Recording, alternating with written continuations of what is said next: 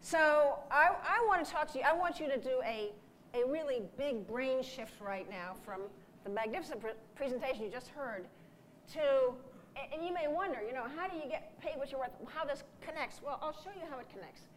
I want to take the gender of science and talk to you about the gender wage gap of science, and have us all think about it for a minute. You all have heard about the gender wage gap. But who is it? Who are we talking about when we talk about the gender wage gap? Anybody got a clue here of just everybody? Everybody who? Everybody? Male, female, all ages? Women? People of color, absolutely. Anyone who works, but who works what? Full-time, part-time, anytime? What? Here's the thing I want you to put in your brain. When you read and you hear about the gender wage gap, it is a very technical term. You all are technicians. So this is year-round, full-time working women compared to year-round, full-time working men. That's the definition of the gender wage gap. It's the numbers that the Department of Labor have been collecting for 50, 60 years now. And so, when you hear things like, well, it's about women dropping out to have kids, think for a minute, because if you dropped out to have kids or raise kids, you're not in that number. This is year-round, full-time working women. So there's a lot of debate about what is in this, but rolled up, the overall arching gender wage gap has a very technical definition, and that definition, as I've said, is that, and the gap here nowadays is what? Do we know? 80, 81? 79 cents is what you're going to read in the newspapers nowadays for everybody. When you slice and dice this, you get a lot of controversy. But I will tell you that, yesterday in the New York Times, or in the Wall Street Journal rather, we talked about the gender wage gap for high-earning women. I picked out these two just because they're recent. They have to do with STEM. An economist from, Ohio State University publishes in the American Economic Review the huge wage gap for STEM, just 1 year after graduation. The American Association of University Women has in their studies even high-paying STEM fields, women are shortchanged. I just want you to put in your own mind that you are in a field in which there is a gender wage gap. And I want to talk today about how you eliminate that wage gap for yourself. That's all. If you eliminate that wage gap for yourself, we'll take care of the larger numbers sometime. But it means every woman doing that on her own behalf. And the reason you want to do that is because over your lifetime, if you don't do that, you're going to lose about $1 million. Oh, yeah. So the next time you walk around and you hear that wage gap, you put in the back of your brain and say, I want my $1 million. And you say it out loud, because then it'll remind you. And you want it, one, because it's important to your family and to you, and over your lifetime. A lot of people will depend upon your paycheck, not just you, and into your retirement. So it's important for you financially to be paid what you're worth. It's also important, don't forget for 1 minute, that when you're not paid what you're worth, it starts to play on your brain. It makes you angry or fussy because the man next to you is getting more, or somebody else is getting more and it doesn't seem fair. It can affect your attitude at work, and it can affect your productivity, and it can clearly affect your ambition because it just pulls you down. So for both of those reasons, for your own quality of work and for your excitement about your work, you have to be paid what you're worth, because it's a recognition of the value that you're contributing. And you want to do that because of you, and many people may depend upon your earnings as well. So that's why I want to talk to you about. Now, so I want to talk about how you get paid what you're worth. And for the men in the room, it's the same thing. And the principles are the same. Take gender out of this for the moment. That's what I'm going to do for you today. And I want you, my goal today is for you to walk out understanding that to be paid what you're worth, to negotiate your salary, is not a big deal. It doesn't require you to change your character or or your level of aggressiveness or whatever. It is, when you see what is essential, you can read 200 books about salary negotiation, because that's what we're going to talk about. How you get paid what you're worth is about salary negotiation. You can read 200 books on salary negotiation for women, for men, for everybody, and you're going to get the same principles as you're getting right now in the next 10 minutes. That's it. So if you understand that, and you say, yeah, when you walk out of here, okay, I can go do that. That's not hard. I'll follow those rules, and I'll talk to some others, and go talk to the AWIS people, because they've got the full deck on this, because I've given this workshop. It's a couple-hour workshop. But when you do that, then it also gives you the self-confidence. It's about understanding the principles of this, and out of that, getting the self-confidence to go do it.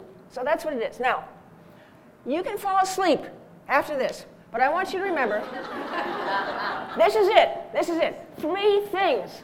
To be a talented salary negotiator, you have to do 3 things. You have to be objective about your worth. It can't just be what you think you're worth. You have to be objective. We'll get into all 3 of these. You have to be persuasive. Because if you know what you're worth, but you can't persuade anybody, you're not going to get paid fairly. And you have to be strategic. You have to understand when and how and with whom to do this negotiation. It's all those 3 things. And it's all those 3 things at once. You can't do one or the other, or maybe sometimes this or that. You have to do all 3 things at once. You have to be objective, persuasive, strategic. Now think about it for a minute, and you'll put these 3 things in your brain and you'll understand. So if you are so objective, you understand what you're worth, and you have all the language in the world that is brilliantly persuasive. You just practice your language, you're wonderful. But you don't have the right strategy for when to do this, or where to do this, or how to do this, you're not going to get paid fairly. And if you're objective, and you got the right strategy, but you don't have the words, you're not going to get paid fairly either. So, and if you're persuasive, you've got the language down, and you have the strategy, you know exactly when and where to go, but you're not objective about what your worth is, you're going to be a fool. You're going to look foolish or greedy or something. So you need all 3 things at once. And when you do that, what you do every time you negotiate, every time you have a discussion, because that's what a salary negotiation is, it's just a discussion. It's not a fight. It's not a one-time thing. Every time you do this, you're going to evaluate, how well did I do this? Was I really good at being objective? Did I have the right words? Was I on the strategy? And every time you're going to get better on all 3 of those dimensions, until somewhere down the road, not too far, you're really good at all 3. And that's when you get very successful at getting paid what you're worth. Okay, let me run through these so you have a deeper understanding. So, being objective. Simple. You have to choose the right job title. You have a job title. And you may say, oh, well, I do this. My job is so complicated. And it is so complex that I can't fit myself into a job title. Don't do that to yourself. The only person you're hurting is you. If you have a complex job title, or job responsibilities, and it doesn't fit one box, try 2 boxes. Try 2 different job titles. But find a job title that essentially, or a combination that essentially describes what you do, your responsibilities. So when I do that, out of that you can determine your target salary, what you're worth, what you believe you're worth, and your benefits. Don't forget your benefits. Okay. So I'm going to pretend for a minute that I am a clinical research associate. I have a BS. I've had excellent performance reviews for the last 5 years that I've been doing this, and I supervise 5 people. My salary is $80,000. I don't know whether I'm paid fairly or not. Okay, so what I do is I've used my website, www.wageproject.org. This is basically going into salary, in salary.com. I go in there and I look down, job categories, and I get to biotech. And in Boston, you want to see what you're worth in the zip code or the metropolitan area where you work. Not where you live, but where you work. And you can't do this with national data. If you do national data on your job title, you'll hurt yourself, because the cost of living here is more than it is in Atlanta or Alabama. So go through there. I'm looking down job titles for a clinical research associate. I don't know whether I'm a 1 or a 2. If you look at the view job details, what you come up with is for a clinical research associate 2, I have 2 to 5 years. Well, I've got 5 years. I've got the degrees. I do all these other things. So you want to go down and make sure that what you do and your responsibilities fits 70-80% of that job title. But I decided that my job title for what I do right now is that I'm a clinical research associate number 2. And then what you do is this little detail. This is the kind of discipline you need. You go down all your responsibilities in your job on the left, and all of what I just clicked on in salary.com of what's required, and you figure out the match. And for this thing, with 5 years, I'm at the top of the field. This is 2 to 5 years in the field. I have all these other requirements. Oh, and by the way, I supervise 5 people, which is not part of this, but it's a big responsibility.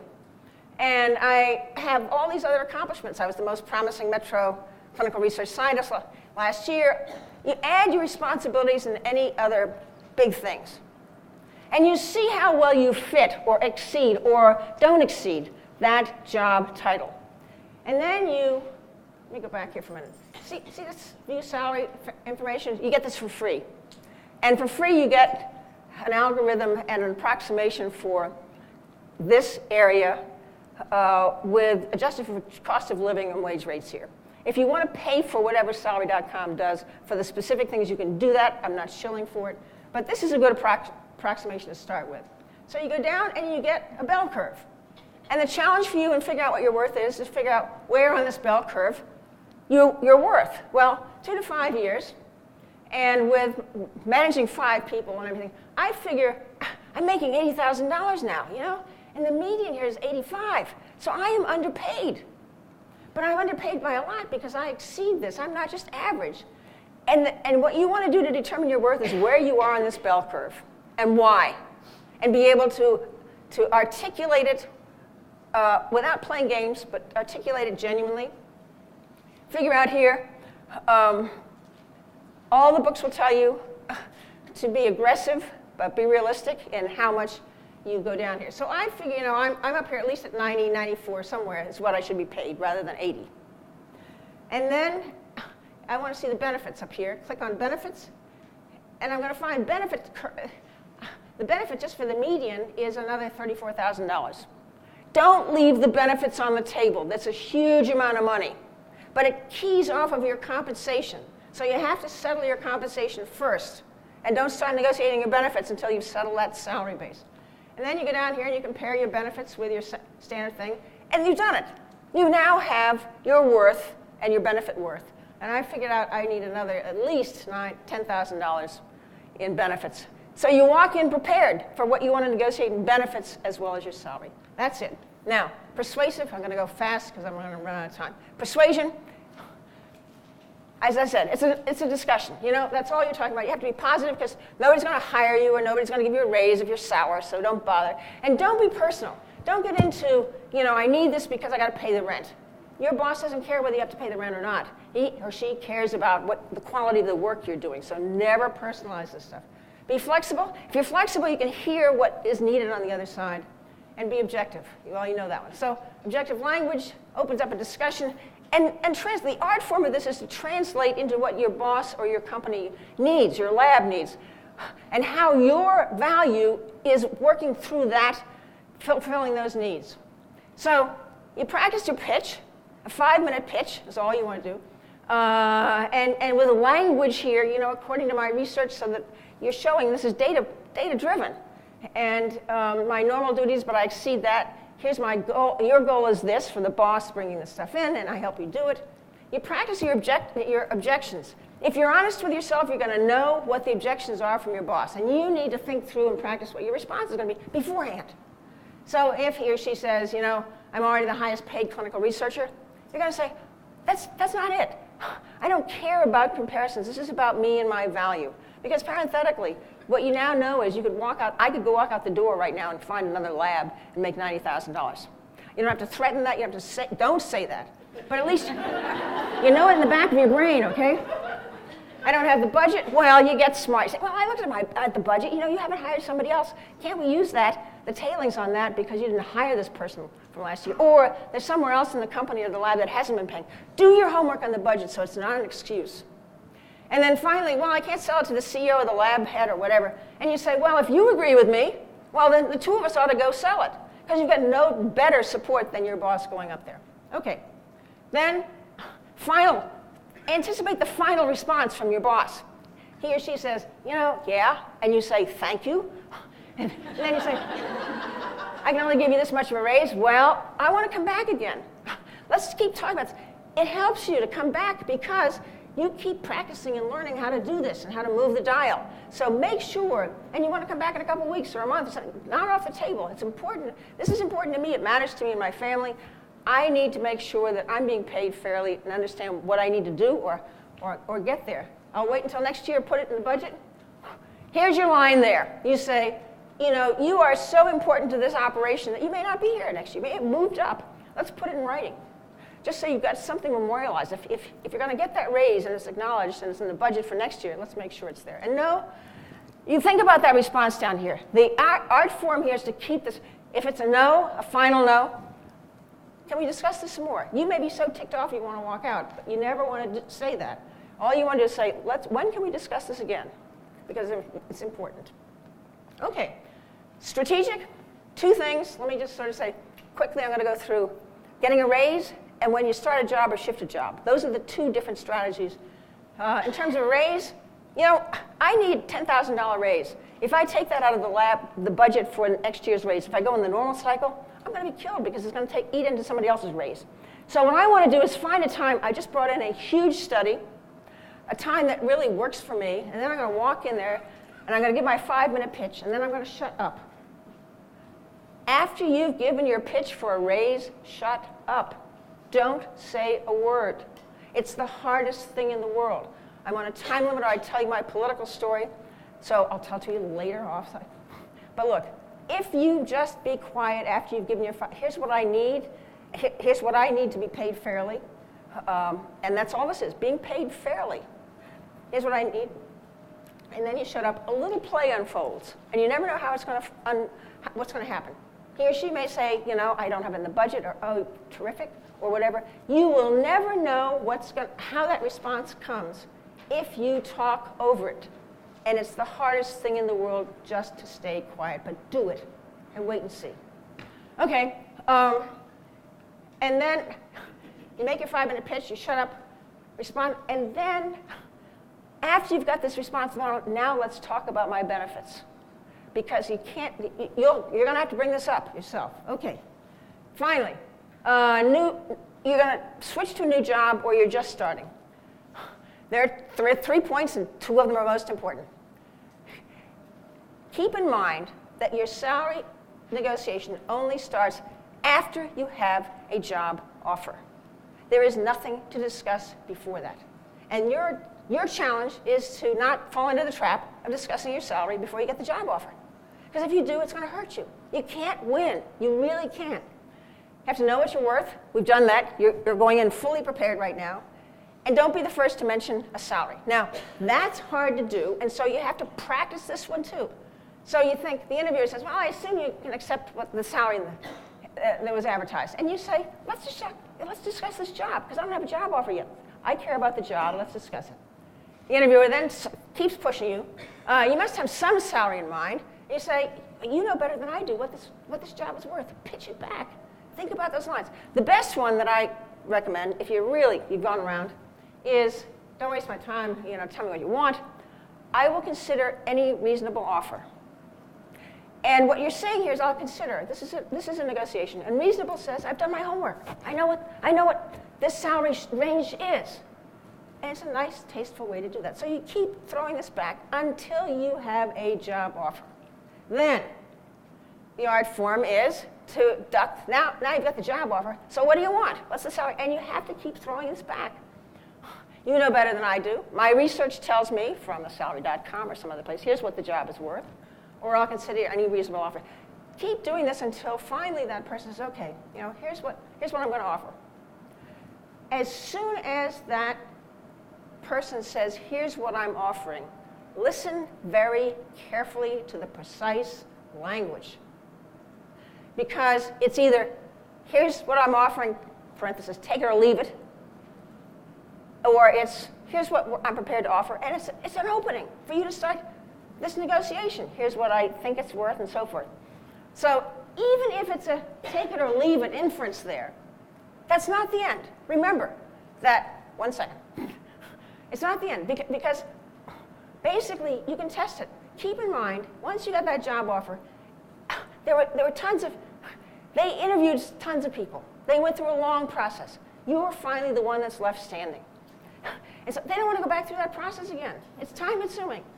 It's energy consuming. It's everything. So it won't feel like it, but you have an advantage right now. The edge is with you to now start discussing this. Even if it's a take it or leave it, you can say, well, it's not quite what I expected. Or something that, again, pushes the envelope to see if you can move this a little bit more. After you've done that, whether it's opening of here's what I'm prepared to offer or take it or leave it, and you get to the end of that, then always remember, let's talk about my benefits. Again, bring it up. That's it. I want you to get paid fairly, and I hope you do. Okay, questions? Go on, thank you.